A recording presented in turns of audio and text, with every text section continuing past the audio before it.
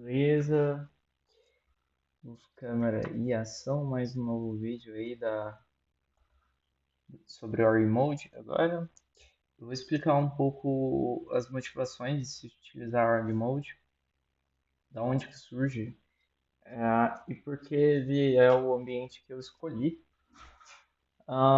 Quando eu penso em escolher um ambiente de desenvolvimento, né, uma ferramenta, eu penso principalmente no quesito de longevidade, sabe? Porque em 10 anos, talvez um software ou uma linguagem deixe de ser popular, mas os conceitos por trás dessas linguagens, vamos dizer, ela ser imperativa, ela ser funcional, ela ser dinâmica, ela ser tem tipografação forte, né? Bom, tem várias coisas que caracterizam uma linguagem. Esse conhecimento mais genérico, ele é mais importante, na minha opinião, do que dominar uma ou outra linguagem em específico, né? Que essas estruturas mais genéricas é que vão ditar todo o funcionamento dos softwares que são montados a partir dessas linguagens. Org Mode, no caso, ele surge por causa desse gentleman, o Carten Dominic, acho que ele é alemão, não sei pronunciar o nome dele direito. E, aliás, tem até. Deixa eu colocar aqui no modo de apresentação, né? Tem uma apresentação dele na Google, ok? E aqui eu vou deixar o link depois para vocês terem acesso, obviamente, a esse conteúdo. E em 2008 ele dá essa palestra na Google, que é muito interessante, que ele apresenta o Org Mode. A partir de então, esse ecossistema do Org Mode vem sendo desenvolvido, estendido para diversas outras funcionalidades, mas é muito interessante.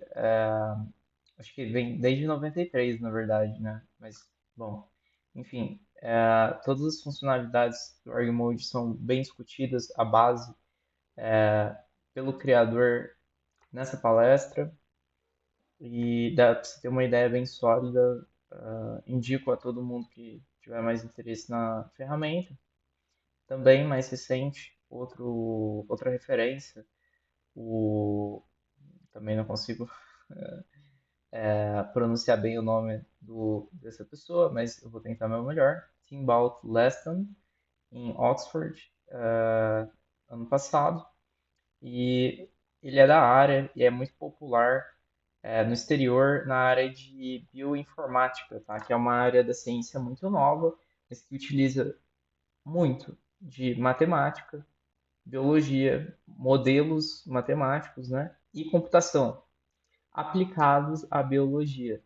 Então, você tem que fazer programas, né, para, por exemplo, sequencialmente, mapear genomas. Só que você não gostaria de mapear só um genoma, você gostaria de fazer para todos os animais. E aí você precisa fazer programas que sejam genéricos também, né? Então, aí é um estado da arte, né, que você precisa de tantos sistemas que são reproduzíveis, quanto eles também são extensíveis.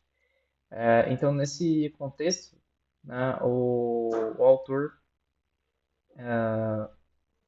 explica como que foi a experiência dele desenvolvendo pesquisas com org mode. No caso, as pesquisas dele, né, são reproduzíveis, ou seja, a pessoa pega, instala o org mode, rodando o org mode, o Emacs, né, no sistema, ele consegue reproduzir a pesquisa.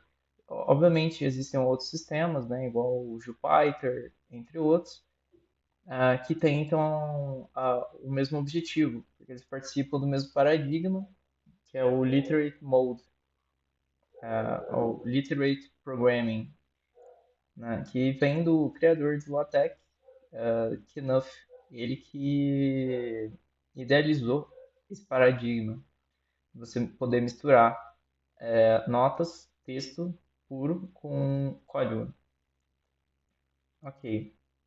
E o argumento principal do Dominic, né, do porquê se utilizar o Org Mode e é o que eu penso em termos de longevidade, é o seguinte: o único tipo de documento que não deixou em nenhum momento de ser popular ou que a popularidade mudou durante todo o tempo da programação, lá desde 1980, e lá vai bolinha, né? É texto puro, é atemporal, né? Um livro, por exemplo, seja ele qual for, tirando as ilustrações, ele é texto puro. Então, quando você lida com Org Mode, você está lidando com esse tipo de texto. E eles vão ser portáveis, ou seja, se você jogar no Google Drive, no GitHub, no sei lá qual sistema você usa, tenha certeza, né? Arquivo texto puro você pode exportar para lá, sem problema de manutenção. Também para o GitHub isso é maravilhoso, porque é um sistema de controle que ele é feito para texto e então manusear texto e as versões dos textos é muito fácil. Não, é muito difícil você ter problemas de compatibilidade entre versões, ok? Então, eu também espero que texto puro não deixe de ser utilizado ah, por um bom tempo, né?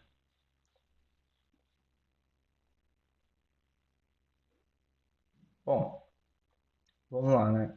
Outra coisa que é muito importante é que, naturalmente, o Org Mode ele traz um sistema de tomar notas, né, para auto-organização. Até o nome org vem de organize, organizar, e ele serve para organizar projetos profissionais, quanto também a sua própria vida, né, seus próprios esquemas de organização. Porém, dando ênfase em um projeto qualquer, seja ele, vamos dizer, mais profissional, né? Geralmente vem em volta de você tomar ideias, notas das suas ideias, seus insights. A partir daí, você juntando essas notas, você percebe que alguns pedaços ainda precisam ser desenvolvidos para concatenar essas ideias, né? Ou para dar a base sólida. Daí surgem os desenvolvimentos que são necessários a partir dessas notas. Ao se desenvolver, é importante também, né, tomar notas do desenvolvimento. Igual nós quando cientistas, quando vamos para o laboratório, nós tomamos nota que tipo de máquina que estamos utilizando, quanta força a gente colocou lá na máquina, quanto tempo a gente utilizou, etc, etc. Então, o desenvolvimento também é cheio de notas. E por fim, os resultados também são anotados. E eles implicam em novas tomadas de decisões ou novas ideias. E esse ciclo se perpetua. Org Mode, como ele é um esquema para tomar notas, ele também naturalmente se estende para gerenciar projetos, ok? Então, por fim, a motivação mais forte é o seguinte: a, o objetivo, né, que o Dominic inicialmente pensou era também vislumbrou era o seguinte: todos os softwares que existiam no tempo, eles tinham uma determinada estrutura por causa da linguagem que gerou aquele programa. E não necessariamente aquilo era intuitivo para o ser humano. Então, essa ferramenta também foi feita pensando na forma com que nós deduzimos algum raciocínio. Por isso que existem hierarquias de capítulo, secção, subsecção e assim por diante, porque nós pensamos dessa maneira. Ao mesmo tempo, os nossos pensamentos, né, se interconectam entre ideias. É muito natural em org mode nós fazemos hiperlinks, ou seja, links com o próprio texto ou com textos exteriores ao nosso documento, né? Então, por fim, alguns não surge com o Dominique essa frase, eu acredito, eu não sei com quem surge exatamente, mas ela é um jargão comum dentro da comunidade Emacs.org, que é o seguinte, né? Existe até um curso aí, muito famoso, que é Build a Second Brain, que utiliza Org Mode. Bom, mas enfim, eles mencionam usar Org Mode e suas funcionalidades como Org Roam, como eles terem criado um segundo cérebro. Porque muitas informações que geralmente nós não lembramos, vou pegar uma simples aqui, eu não lembro, né? Manter a data de aniversário de seus entes queridos. É uma tarefa extremamente fácil de se fazer com as notas no Org Mode quando você integra eles com a agenda, tá? Então é um exemplo. Talvez biologicamente essa parte do nosso cérebro não seja tão bem desenvolvida, né? Ficar acumulando quantidades enormes de informação em memória. E você pode fazer isso de forma inteligente num sistema orgânico com o Org Mode, ok? Aqui eu queria mostrar, né, que nós utilizamos todas essas coisas aqui, ó, tem um bloco de código, por mais que esse código é simplesmente um quote, é um metadado, né, mas poderia ser um bloco de código. E também eu utilizei imagens que não são nada mais, nada menos do que um preview de um hiperlink. Ok, se eu clicar nesse hiperlink, eu vou para a imagem em si. Ok, eu abro ela aqui sozinha. Então eu estou mapeando um hiperlink dentro do meu arquivo. Ao mesmo tempo também eu coloquei um link para um vídeo. Você pode clicar nele e ele vai abrir um vídeo. Ele abriu na outra tela aqui. Eu vou jogar para essa. Mas enfim. Então esses hiperlinks, né, são muito comuns com o Org Mode. Bom, mas isso que vocês estão vendo, né? Como que eu crio esses headers, por exemplo, essa estilização? Aqui é um pouco fancy, um pouco rebuscado, né? O jeito que está sendo renderizado aqui. Porém, essa renderização, ela vem a partir de um modo. Se eu tirar esse modo, você vai ver como é de fato, tá? Que são asteriscos. Esses headers são asteriscos. Você dá um asterisco, espaço, escreve qualquer coisa, você tem uma marcação diferente de capítulo. Se você der dois asteriscos, espaço, é um subcapítulo ou uma secção, né? E assim por diante. Para você abrir e fechar essas secções, eu vou voltar para as marcações como eu modifiquei. Para você abrir e fechar ó, um esqueleto, é só você apertar Tab. Então, Tab abre e fecha. Se você apertar Shift Tab, você vai entrar em modo Overview. Aqui embaixo a gente pode ver, ó, Overview. Aí você abre para conteúdos e se você abrir novamente, você vai abrir mostrar tudo, ok?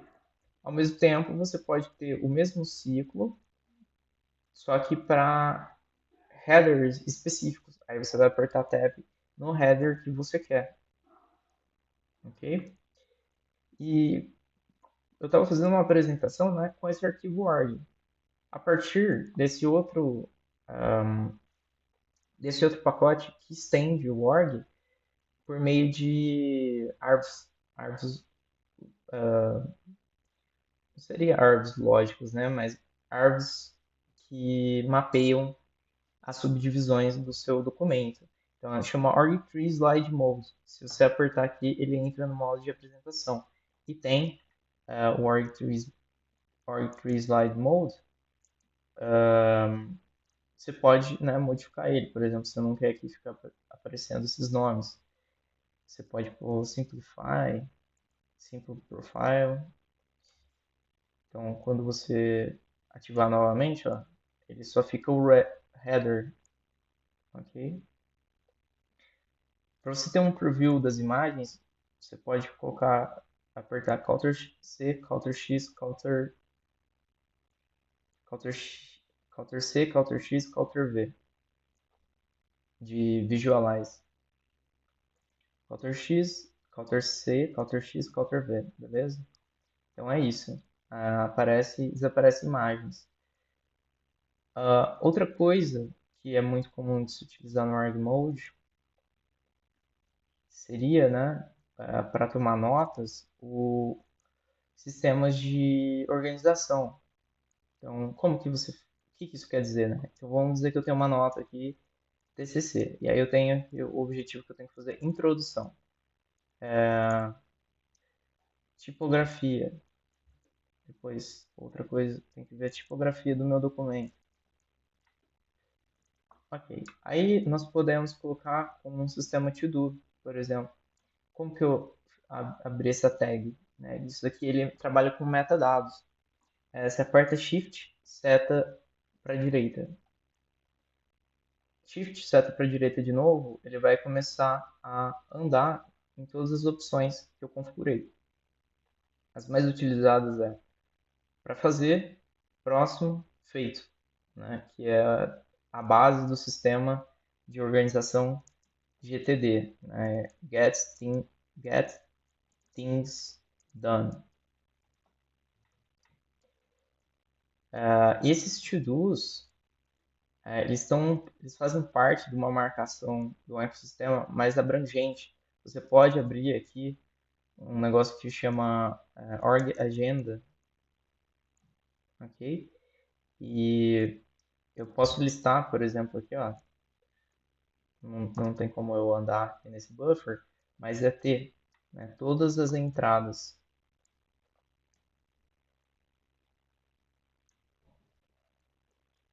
E ele vai me listar todos os to-dos que eu tenho para fazer. Hum,